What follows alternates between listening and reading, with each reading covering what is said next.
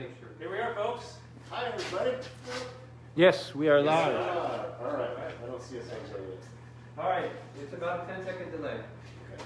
So it's another Monday afternoon in the cellar with Ken Hardcastle, and excited today. We're also in the cellar with Ken and his assistant winemaker Melaney. Hello. Really glad to bring her on board and introduce her to everybody. Before we get into it, though, just want to give a few moments for people to sign up. So let's see, a couple announcements. We have canning coming up Friday. Yes, Melanie and I today, we put our Petite Blue. Our Petite Blue wine that's normally in bottles is now in this bright tank under nitrogen. So all the headspace, the wine level is right here. The headspace above it is full of nitrogen. It's inert, and it's under pressure. And the nitrogen is going to push that to the canning line. They're going to fill the can up, and then they're going to put a little dose of liquid nitrogen into the can before they put the lid on. And that way the can stays rigid, the wine stays fresh. But it's really, I think it's going to be great. We were tasting it, you just had some, and chilled down in that can. It'll be. So we're canning two things on Friday. We're canning the Petite Blue, and we're canning the Winemaker Rosé for the first time. The carbonated rosé. Carbonated rosé. So excited. So this weekend we'll have 2 new canned products, 4 all together. Yes. We're gonna do a variety pack, right? Yes. Oh yeah. And I think I've shared this before, but our cider in the can is now in the liquor store. So you can find that in several stores around several of the liquor stores around the state. Yep. And let's see, what else we got going on? They're making good progress on the 3rd floor. Yes. The electric is in, the insulation is in, the sheetrock is mostly up. Yeah. They're mudding the sheetrock. It's getting close. We're going to be getting that piano delivered soon. I can't even believe it. We bought a piano over a year ago. Wow. Yeah, it's been sitting in the cellar at the music store ever since. Yeah.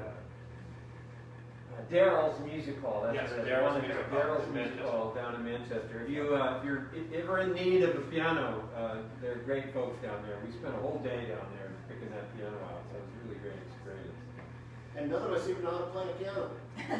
I know. Well, I didn't get a piano to play it. I got a piano to sit and relax and watch somebody who does know how to play a piano. Yeah. Wow. So that's I why I like looking at pianos too, especially like this one when you have the lid open. Oh yeah. And all the strings and the keys. It's going to look so beautiful sitting up there on the stage. I can't wait. So let's see. So a couple other things before we get started. We are open 7 days a week through the holidays. We've taken a number of precautions to try and keep everybody safe. We have limited seating spaced around the tasting room so you can be socially distanced. We're still doing seating on Saturdays and Sundays in the cellar. In fact, this very area right here is where you'll be enjoying your lunch or your food and wine with us on the weekends. And so come see us, and we'll do our best to make sure you stay safe when you're with us. And let's see, what else? We have wine. We have wine. Just so we you should know, get that open. when you have wine, it would be kind of nice to be sipping wine. So let's get started. So this is a really great opportunity today. About, I don't know, 9 months ago now, maybe a little longer than that, Ken reached out to the world and said he needed somebody to help make wine here at Hermit. That was about a year and a half ago. Yeah, that was in September. Oh my goodness. A year and a half Oh, ago. okay. When you first reached out reached to out. the world. Yeah. Right. So anyway, that process of looking for somebody to help us introduced us to Melaney, who comes from North Carolina and worked for 16 years 16 years, yeah. at the Biltmore Winery. Yep. Quite a place from what I can see. I haven't been there, but I went online. So maybe you can tell us a little bit about that.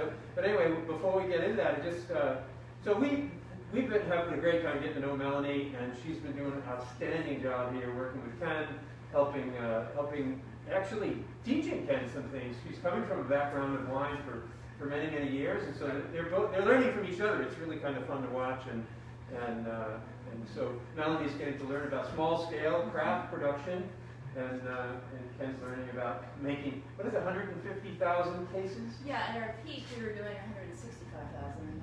That was in like the early part of 2018. We're not far off from that, are we? Oh, no. Well, maybe 160,000 cases? Yeah, or something off like that, at least, yeah. A few more tanks, yeah. We got the webpage. So let's get into it. So tell us about the Biltmore. Well, actually, before the Biltmore, tell us a little bit about yourself. How did you end up getting into the wine world?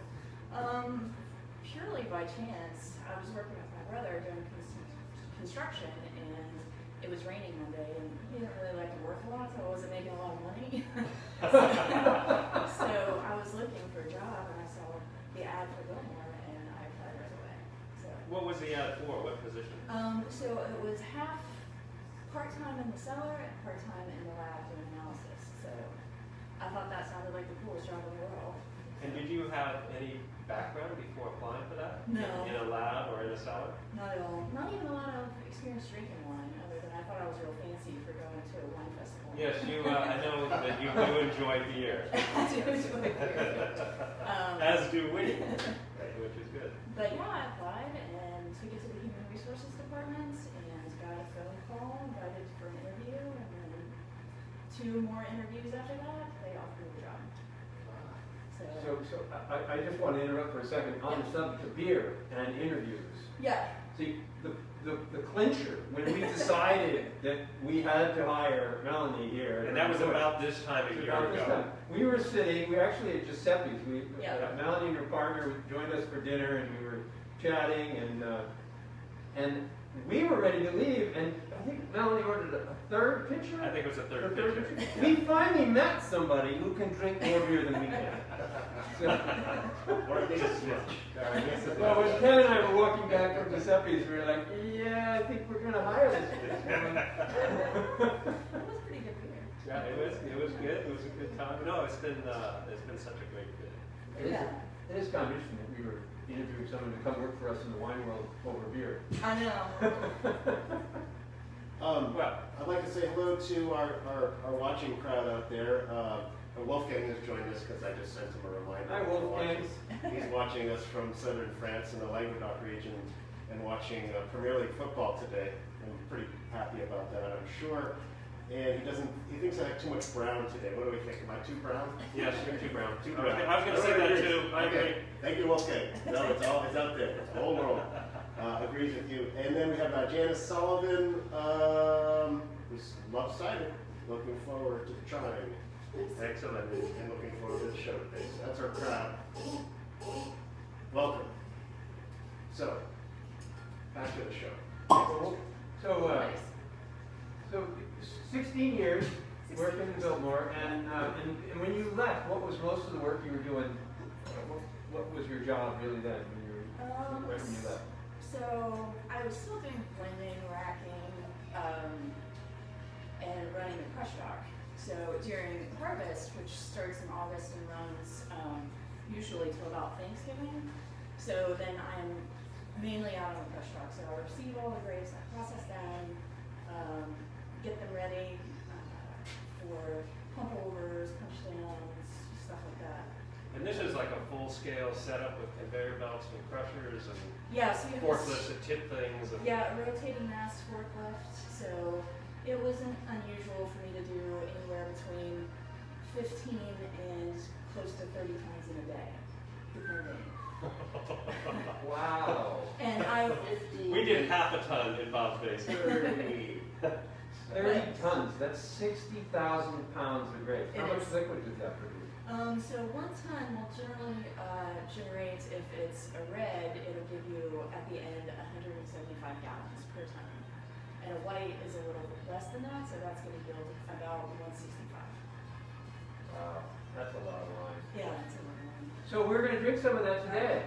So Melaney was nice. You brought a couple bottles from the Biltmore, and these are wines I understand you had a hand in making. Yep, so I would have received all of these grapes and then dumped them myself and processed them. All right. Cheers. And what are these grapes?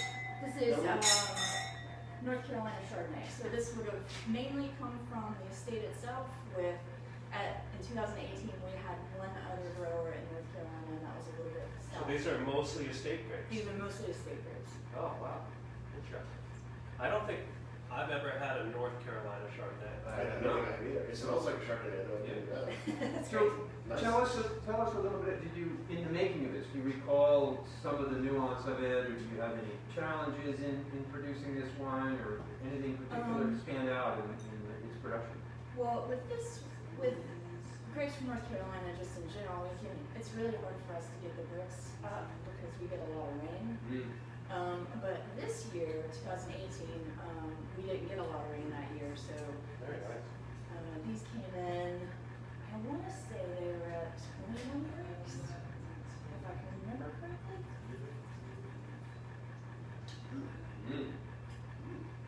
You end up at 13% alcohol. Yeah.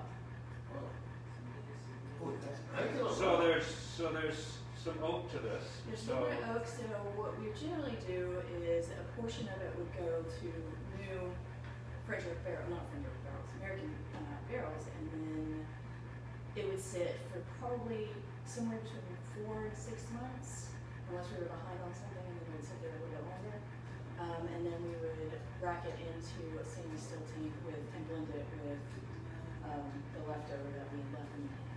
So only a so portion. some stayed in tank this whole time. Roughly percentage-wise, what are you talking about? I would What was say- in oak and what was in stainless? The portion that would be in oak is probably anywhere between like 10 and 15%. It wasn't much. So it's why it's not like super oaky. So you know what's kind of interesting to me? This is sort of blending, we're right in the middle of California and France. And this characteristically It does have new and old world character. is new and old world to me.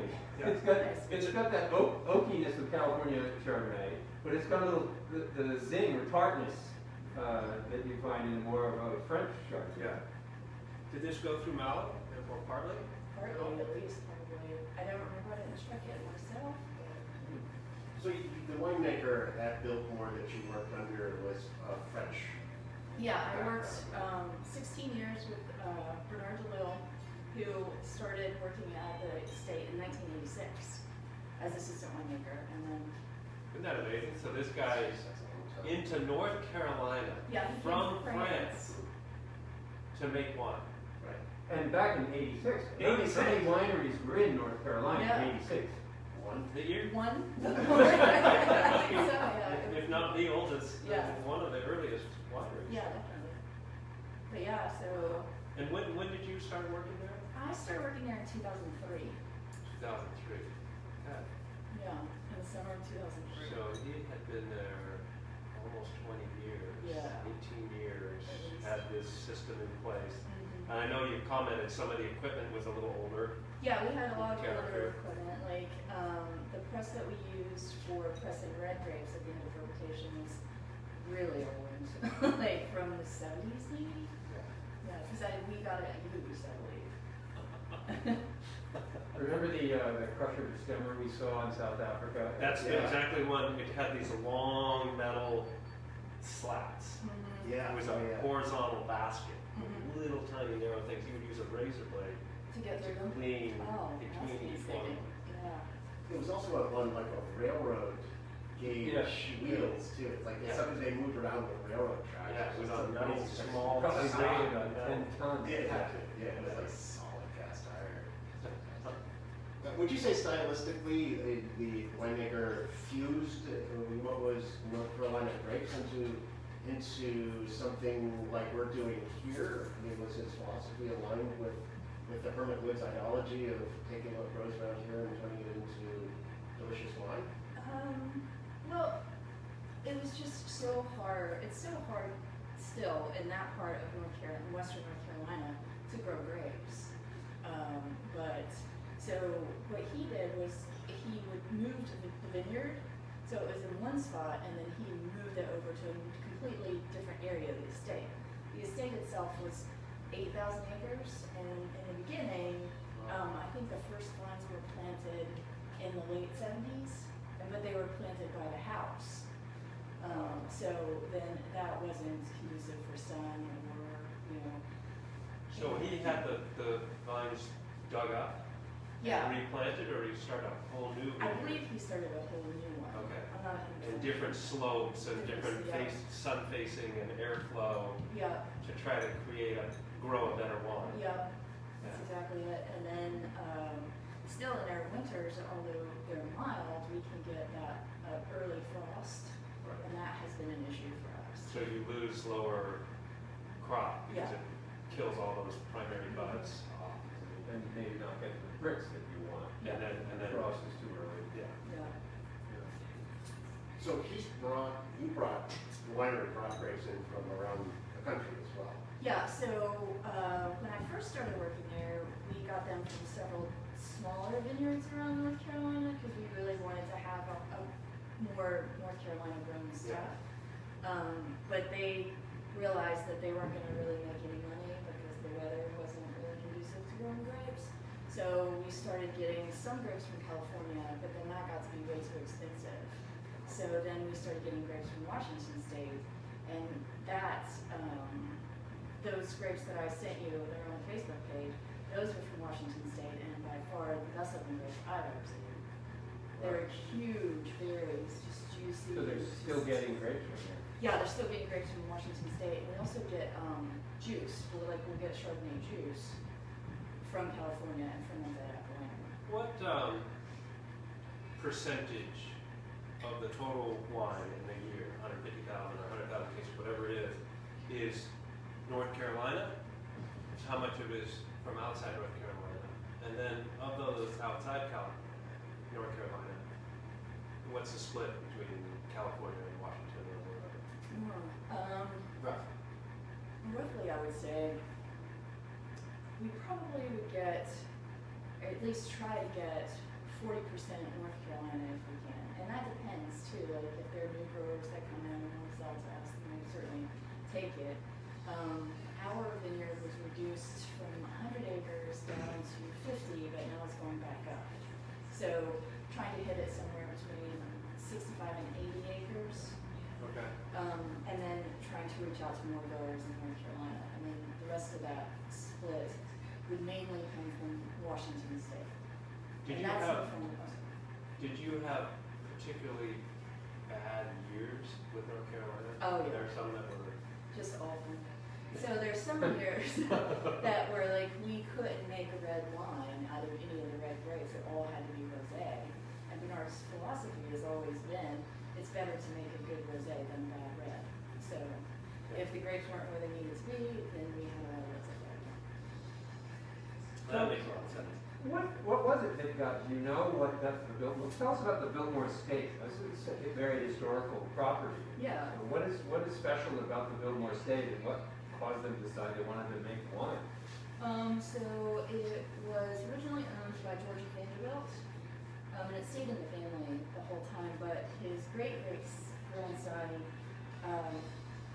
Bill Cecil Sr., he came back in the 70s, and I don't think that the property itself was open to the public at that point, but he wanted it to be where everybody could see it, and he wanted, at that point he hadn't envisioned the winery yet, so he came back and then started to open it up to the public like a couple days a week, and then the winery used to be a dairy for the estate, so they turned the dairy into a winery, and it was state of the art in 1985.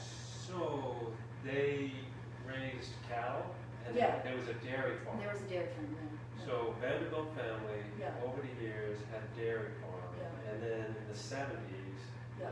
one of the heirs said, I want to have wine, I want Yeah. to grow a vineyard. And Yeah. It's started the large down this fortune, path. small fortune problem. That's exactly He wants it. to make a Large- small fortune. Ah, good Well, idea. you told me about some of the traffic that comes into Oh, it. Give yeah. us some numbers again about that, because I was astonished. So from early November through early January is the busiest time on the estate. So it wasn't uncommon to have like 9,000 people on the estate in a day. And then that's people, Day. that's people trying to go to the house to see the Christmas tree. People that are just there to see the winery at night and have some drinks, and then people that are staying. So there's two hotels on the estate. There's the inn, and then there's also the Village Hotel. So people can stay there, and then that's traffic also coming from different parts that are just staying in Asheville and visiting us I mean, every day. just think about that, 9,000 cars coming into this. That's how Place. many people we used to see in a year. It hasn't been that Right. long since. 4 or 5 years ago, that's about what our yearly traffic was. Right. Yeah, It's gone up since, but it's amazing. Wow. Did you guys have tours when you were making wine? Was there ever the public coming through? Yeah, so they did behind the scenes tours in the afternoons. So when I first started there, it would be like crush dock, there was an observation deck, you could go out and see the bottom part where the crusher destemmer kicks out all the stems into the back of the dump truck, and then down through the cellar, and then it would bring them back out into the tasting room. So it was like a marked off walkway that they would follow? No. So they couldn't just wander around down where you guys were working? They Right? did, but they were with a tour guide. Oh, okay. Someone with them explaining to them the process and what was going on. This is an old dairy barn that's been retrofitted as a winery, or is it a new building? It was retrofitted as a winery and then it was built onto. So the primary fermentation room, which is called the old fermentation room, was there originally and part of the dairy, and then the new fermentation room was built in the 80s. Okay. And that was just another addition. When Bernard showed up, did they obviously had decided, okay, we need a better winemaker or a bigger experienced winemaker or something at that time, or maybe someone was leaving and it opened up an opportunity. But was there a change in what Biltmore wanted to achieve with their wines in the mid 80s? Did they say, wow, this is something that we've done this for 10, 15 years. Now it looks like wine is really a good thing. Let's expand this. Let's get someone from France. Well, their original winemaker, whose name was Philippe, he was French also. And he was a friend of the family, came from France. Wow. And So then- is this just Vanderbilt connections around the planet? I You're the think so. Vanderbilts. You can have whatever winemaker you want. I guess so. So Bernard was just the second one in line. Well, yeah, so Philippe didn't work there that long. He was only there for a few years and then retired, and then it was just Bernard. So, So it sounds like Bernard was very instrumental in this winery Yeah. growing and changing and dealing, because that was really the emergence of wine in this country, in my feeling, that really through the 80s and into the 90s, wine became much more in the popular idea. Around the world. exists. No, not just here in the States, but around the world. Yeah, I guess so. Yeah, it was everywhere. The first winery here was in the 70s, right? The cannabis started there. 69. 69. Yep. Okay. So it's Yeah, the grapes in my backyard. Grapes in your Planted for backyard, that for that first winery. And Thomas Jefferson, of course, tried to grow vinifera in Charlottesville. Yeah, 100 years before that. Yeah. So right, 100 years before that. So it's just taken a long time for it to catch on. But now it's gone. So, tell us what brought you here. So you found, I guess we had a listing on a national site. yeah, you did. Saw. Winejobs.com. Yep. Otherwise, I never would've Winejobs.com. seen- Yeah, Yeah. I never would have seen it. So you had already decided to look, or had you been looking? Yeah, so we were here that summer before and had pretty much made up our minds then that we wanted to move to New England. We have family in Maine.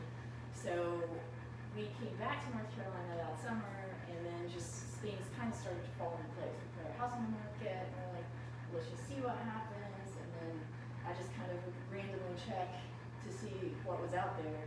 And Not there that was- much up here. No, Sort of. there was one in Delaware that I opened up, but that's not really where we wanted to be.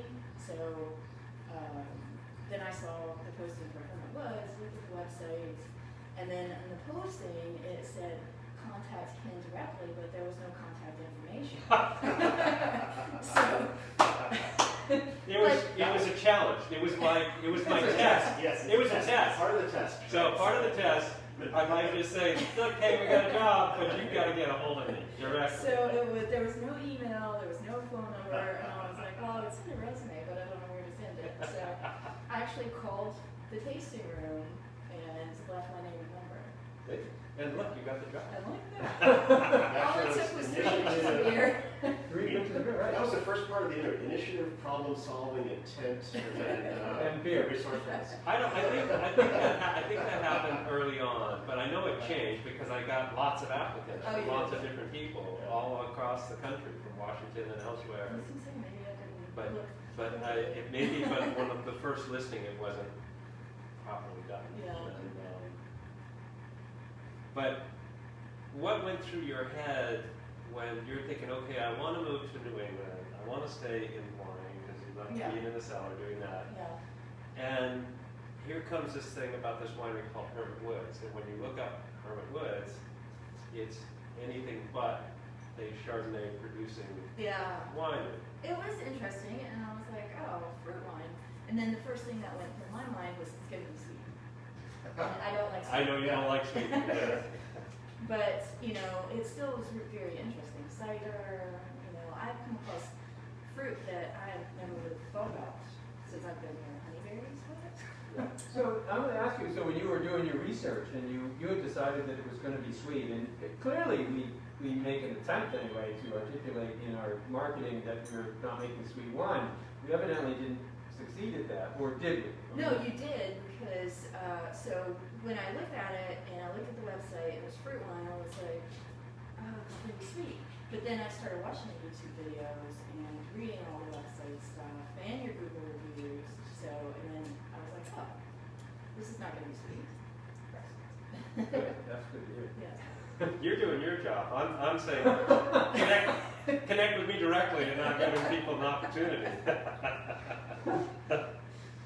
So we have this native white wine from North Carolina grapes, and I agree, Bob. This has got a nice balance of the old and new world sort of character to it. It's got some freshness, some upfront character that you would associate with a California Chardonnay, but then it's got some of that old world restraint to it. How do you describe it? You know, I think it is really well balanced. The acidity and the mouthfeel, I really just, I think it balances out really nicely. Yeah, I'm really impressed. I'm not a big Chardonnay fan, largely because it's sort of, the California style is overproduced. I guess I shouldn't say I'm not a Chardonnay fan. I like a California style, the heavy oak, that rich butteriness that's in there. But even as a grape, it's just something about it that just is not my favorite. And this, Even from Burgundy? except for Burgundy. I was gonna say, wait a minute. Yeah. Where's he going with this? Yeah. So, but this, I agree, the balance is really nice. I don't mind the oakiness. It isn't overwhelming with, that richness that you get in some of the Chardonnays that I just don't appreciate as much. So yeah, I would say for an estate wine, it exceeded my expectations incredibly. What's the price point of that wine? I think that one's about $19.95. And do they distribute across the country? Not in New Hampshire. Not in New Hampshire. Not in New Hampshire. You can order on the web though, right? Yeah, you can. I think the highest that I remember when I was there, you go ship up to Maryland. I think that's as far as we go. So, how long should this lay down for if you were to put this in your cellar? Has it got some ageability to it? I'd say probably 3 to 5 years. Okay. That's nice. Yeah, well done. I think really what I like about this wine is you can feel how lovingly the grapes were transferred out of the bin. That's right. There's no excessive bruising there. The stems were ripped, in an unloving way. That was- So it was I think really you just nailed it. Yeah, thank you. Excellent. All right. So tell us about this one. So this one, Tempranillo from Washington State, by far some of the best looking grapes and tasting grapes that I've had. I mean, the clusters are like this big. They're huge. Oh my God. If you want to see the grapes, on our Facebook page is a picture of Mhm. the actual grapes from this wine. Yep, this one. Excellent. Now, like most nice big clusters of red wine, there was a good coating of yeast on those grapes. Did you guys work with the native yeast or not? No. I know it's hard sometimes with, especially stuff that's transported from. So more of your regime was to control it and understand and hit a particular style or character by inoculating with the yeast. Yeah. Yeah, so addition of sulfur at the crusher and then in the tank and inoculated with country yeast. So how long did this macerate before you added yeast? So before we added, so when they come in from Washington State, they come in cold, so we have to warm them up. So we gotta let them warm up, but we just run hot water over the tank to let them warm up. Yep. And then once they get up to 10, then we add the yeast. Very aromatic. I mean, even through my mask, it's Spicy. Yeah, it's jumping out of the glass. Tempranillo's always been a favorite grape. It seems like there's some alcohol to this too. Now, is this made in a Rioja sort of style, or what was the winemaker's choice with this as a matter of? Yeah, that's style? what I'm calling it. Let's see. What should be there? My glasses on, like wear glasses with my mask. Headphones out. Let's see, it should be in front. There it is.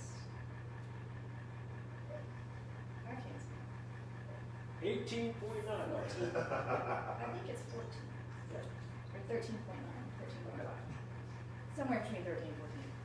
So this was one that really stood out. I remember when we were talking about the wines, and you remembered those grapes. You're like, I do. oh, this Tempranillo we got from Washington was just I just love it. tremendous. Those grapes were so delicious. I like the label. Yeah. It's really nice packaging for sure. I have a really old Biltmore Estate Winery that we should try. Like, I think it's probably about 10 years old, but it has the older label. And we switched to those labels in 2009 or 2008. I get a lot. 13.5. Wow. It still seems I get a lot of alcohol in the wine, but it maybe it just opened. Very spicy. It's a big wine. That's It's a big It's a monster. It's a monster. 100% Tempranillo too, nothing else. Nothing else. Well, that was 100% Chardonnay too, right? Yep. Now, what was the sort of yeast and temperature range during the ferment on this? How many punch down? What kind of yeast? Do you recall? I what that don't was? recall the yeast that we used, but the punch down and pump over regimen was we start off with pump overs, we do two pump overs a day until a little bit in the middle of fermentation, and then we start the punch downs. And then at the end of fermentation, we back off the punch down and then just go back to pump overs because it's a little more passive So, and gentle. why do you switch in the middle to the punch down? So the punch downs, you get a little bit more tannin out of the seeds, but then at the end, you don't want to extract too much at that point. Like, you just want to get it right in that little sweet spot, and then at the end, you just do more gentle pump overs, and then let that cap form again, so Yep. it's easier to drain it better. What size fermentation vats are you dealing with? So usually, This is just a container for the stems, or For the beer. the beer. Yeah. we had Yeah, the 4 skidder. rotating tanks that hold 4,000 each. 2 4,000 gallons. Yeah. And 2 big open top tanks those held 3,000 each, and then 2 small ones that hold 1,326. The small ones. So But the then- small ones are 13 places. These are 1,500. So they're small ones at this size. And then sometimes we had to go down a little bit further and use more tanks, mini tanks, or as much Mini tanks. hose as we had.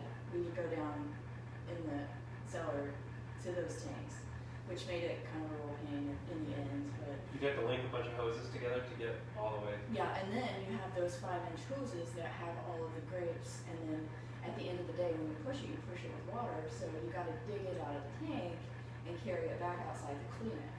So it's a whole lot of wrestling. Wow. So how do you punch down 5,000 gallons of ferment? So Is it mechanical?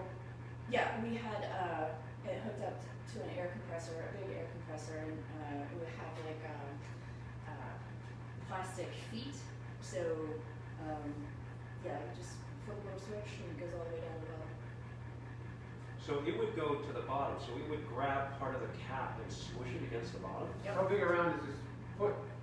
The foot itself was only about like this, but you could it was on a swivel, so Yeah, you could go just around swivel the it all around. Yeah. So you're moving it around, you're grabbing some of those grapes and squishing it all down at the bottom. Is that fairly common to push the grapes all the way down hard against the bottom? Well, you don't want it to go super hard to the bottom. You would like it to get right at the bottom and then come back up. You don't want it to slam and crush the seed. You try to avoid that, but you try to get it down as far as you can. So, what is the purpose there? I've always learned, and I don't have the experience like you do, is that it's really about getting the saturation of those skins in the wine. So I would imagine that once you're down a few feet into the liquid, that you're saturated. Yeah, it's that too, but then you also get more, so you get more anthocyanins out of the skin, so you get them all the way saturated down, and then once you Spend more time in the liquid, going all the way down and coming all the way back up. yeah. I guess you could achieve the same thing by doing 3 or 4 punch downs a day, each a couple feet deep. Yeah, or you could, if you had something that could just sit Just on it and hold hold it there, you know. Well, did you guys have any of the egg shaped fermenters? No. Because that's the whole, one of the concepts there is by restricting the top, the skin cap that as it floats to the top, crunches up, so there's liquid Mm-hmm. saturating more of the skin, so you get more skin contact time, you get more extraction from it. And there's a sort of a convective thing that happens in Mhm. fermentation. Those were, What was I don't know if they're as chic anymore, but 8-10 years ago when eggs came on the market, everybody was terracotta eggs and wood eggs, and that was the new thing to get the best sorts of extraction. You wanted an egg. We did?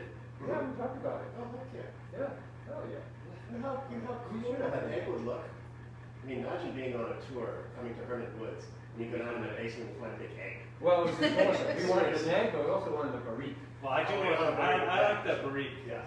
More. It doesn't matter what the wine tastes like, but we just think a barrique would be If really cool. Santa Claus is listening, we want a barrique, an egg, And a website. and a website. And we've been good boys. Just saying. We're gonna need a big chimney. Yes, a big chimney. So this says limited release. Mhm. What was the approximate number of cases? Or how many tons of grapes did you bring in for this? So the total number of grapes for that were 20 tons. 20 tons. Yeah. And that's, I remember the calculation. 35,000 gallons? 35,000 gallons? No, not that many. Not that many. I'd have to do the math on that one, but. So you said you got about 175 per ton? 75 per ton, so it could be right on 3,500 maybe. Oh, that's what I meant, 3,500. Yeah. Yeah, 3,500. exactly. Just got a zero off. So 3,500 gallons, so. So our 70 annual production of, by, 2/3 for one grape. Yeah, yeah, it's a totally different scale. So this lays down for how long? I would say you could go for probably a good 10 years with that one, maybe even a little Yeah, bit. there's a longer. big, it's got a lot going on and That's a really nice one. Both of these are really nice. yeah. I don't know if you said it, and I get the tannins from the fruit, but it must have been in oak of some sort as well? Yeah, it definitely went into oak for at least 8 months to a year. And then would that be a French oak or American oak or a blend? Or? Probably mainly American because we kind of had to back off of the French because they're so expensive. Yeah. So we had very few French oak barrels. Would you reuse your American oak barrels? I mean, one time you use them for your Chardonnay, then the next time you use them for Tempranillo because you don't want quite as much vanilla addition and flavors, or would they all be? So what we would do when we got new barrels in is that those would mainly, white wine would be fermented in them first. So Sauvignon Blanc, Chardonnay, we did a little bit of Pinot Grigio and some Sauvignon. And then after that was done, then they'll be dedicated to red wines. That's kind of like what we're doing here, right? I mean, we just brought in 8 new barrels. They would bring in 80 at a time, but we brought in 8.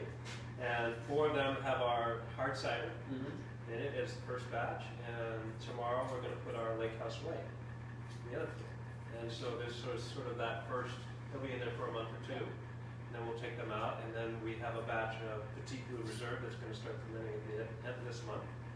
And we'll barrel into those with the Petit Blue Reserve. So that's new. Lake House White hasn't aged in oak before. I had a portion of one vintage in one barrel, but I've always wanted to put it into barrels. And so I got a chance to do it this time. And we were just blending this afternoon the Lake House White It's gonna be. from the different, and it's really, I think it's going to be a good blend. We got, and it's going to be our biggest batch. We're going to have a full 2,000 liters, a full 200 cases. Wow. 22. That's a lot. Lake House White it's a lot of ingredients. Yeah, and we were tasting the 18 as Yeah. we were blending the 20, just kind of getting a feel for it, which is really fun. What's the price point on this? That one, I think, is 22. I will, I'm sure anybody out there could Google it, but I'll put the link to the Biltmore's wine site on the video so people can go right to it. These are great wines. If you have any interest at all, I would highly recommend both of them, and I would suggest that you would be happy with them if you want to give it a try. Yeah. Yeah, those are definitely two of my favorites. So what's been, if I may ask in this live situation, what has been sort of the most astonishing or unusual wine making situation that you've come across as opposed to your last 16 years of making wine at Biltmore and then coming here and making wine for us? Besides the scale. Definitely the scale, but I've never had anything to do with cider making, so bright tank and pour some CO2 is definitely something new for me. But you do everything pretty much the way that I'm used to doing it. Flush down, bubbles, all that stuff. Cracking, blending, so yeah. What are you learning about? You're handling all different flavors and fruits, and that's not like you're used to doing.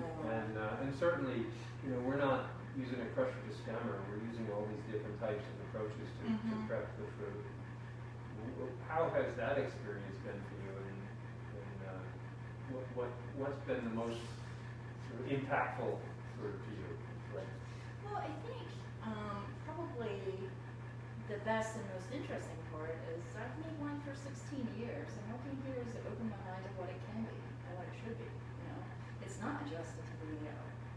It's really It's a rosé. It's a rosé. So that has been truly one of my favorite parts. That's good.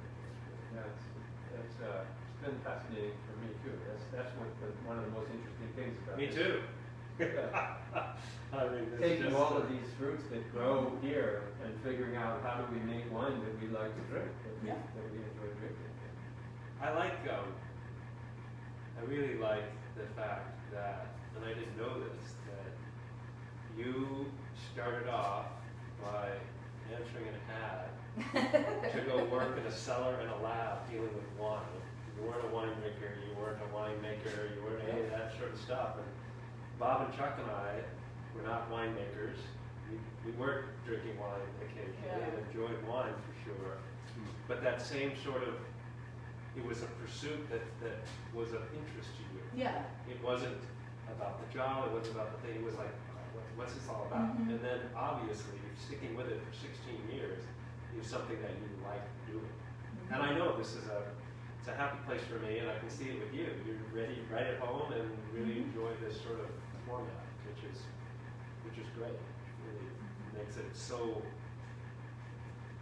I think people will probably end up doing better at what they do, making better wine or whatever it is when they're really grounded in it. Yeah. They innately want to do that. It's what it is. It's not a job. It's what you want to do. Yeah, and it's like, you know, you get to go to work every day and your work is making wine. And then at the end of it, you get to drink it. Maybe some beer. And Yeah. maybe some Yeah. You know, I have to say, when I come in here frequently, when you know, times when you're not necessarily even here, and you're here working away in the cellar, and you just always seem so content. It really does feel that way. I mean, I don't know if it is. But you seem happy, and you're in your space, and I think you kind of enjoy, I think, sometimes being alone in that space. Mhm. It feels like to me anyway. Yeah. It's been amazing for me to so quickly have the confidence in what you do, and it's because of your self-confidence in what you do. You're just so capable and comfortable with what you're doing. Yeah. I don't see you there like, oh, what do I do next? It's just like doing your thing and getting it done. I turn around to do something, and it's already done. And that's so quickly for me, you know, as I was telling her, I couldn't ever in the past feel comfortable with someone else handling my babies without worrying about it so much. But now I don't even worry about it at all. It's really, that part of it. And if you haven't had a chance to meet Melaney, I would suggest that you come in on a Saturday. Yeah, she's upstairs on the Saturday. Yeah. I don't know if she knew she was fighting this part of the job also. But we asked that she participate in the tasting room with us on Saturdays. As you know, we're all up there every Saturday, most of the time, and it's been great actually. I have to say, from that standpoint, really enjoyed having you upstairs. You have just a nice rapport with people, and it's been a nice asset for us as well. So really, thank you for that. Yeah. And so if you want to come in and meet Melaney, come in on Saturday. If you're coming in on another day, and she's here, I'm sure you're just let somebody know you'd like to see the cellar. And Yep, she'll be down here most days. We're down here most days, and if you come in and you want to see the winemaking process when you visit the winery, just ask someone. And almost all the time, we're happy for that. We have, in case there's something. that's right. We've told super everybody in the tasting room that if there's time, if it's not so busy that they can't make the time, and somebody would like to take a tour of the space, that the team here should feel free to take you down and show you and tell you what they know. Not everybody knows everything about everything, but We've had people come down here, and we're in the midst of pressing a wine, and there's fruit and stuff all over the place, and hoses, and it's a big mess. And people get to see, and that's what it is. You know, most people, like ourselves, before we got into winemaking, had no idea how much effort and the procedure that goes through to craft something like this. Mm-hmm. It's a big, messy job dealing with all this fruit, and it's a very sure is. He's looking at the ceiling because Nellie and I were crushing some apples, and when he brought in the lighting for this thing, we noticed there's still specks of fruit stuck to the ceiling It's like over apple there. skins over Yeah. But it is, and that's part of what makes it so rewarding, I think, is when you realize at the end what has gone into this. And what I really like in particular about wine is that it captures a particular time and place and then moves it forward. So it's historic. It is, you know, something that happened a few years ago. Melaney was at Biltmore. These grapes came in from Washington. She still remembers what they looked like. And you crushed them, they got fermented, punched down, racked over into barrels, moved around to bottles, and you know, all Now of here that you are procedure. in New Hampshire, drinking it. Drinking it. Would you have ever guessed? You know, in 2018, I don't think I would have. Well, anybody questions from our audience there, Chuck? Well, I've had a lot of agreement about my poor fashion choice. We have JB with us and Karen. Oh, excellent, JB. JB and Karen, thanks for joining us. And there's some other people who don't dare make a fashion faux pas statement on there. So. Oh, Mike Jengris is there. I'm not talking to him right now. Playing in fantasy football this week, and he's just ruthless. So, thanks, Mike. Oh, that keeps it exciting, doesn't it? He picked all the right players this week. That's good. So he'll claim that it's his skill and intelligence. I don't like Just it to just be too easy. other than luck. Just give it luck. Well, It's not like maybe winemaking, you that need it's to precise. sharpen your approach a little bit.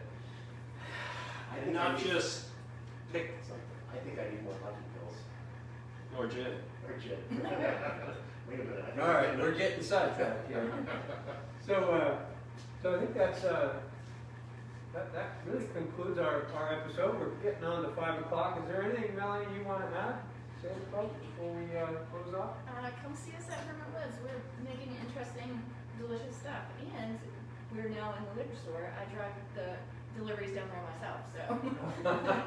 We're taking another load? I'll take of another load tomorrow. Cranberry cider tomorrow. Yep. No, the state liquor store. Yeah, cranberry cider's on the shelf. I bought some the other day at Southbound. And, In the can? In the can, on the shelf. Really? Yes, I'm in 93 South. Yeah. All right. Excellent. 1990 something. That's what it should be, 1995, yeah. So, before we go, too, we should remind everybody, we're still having our holiday sale. There are 5 wines.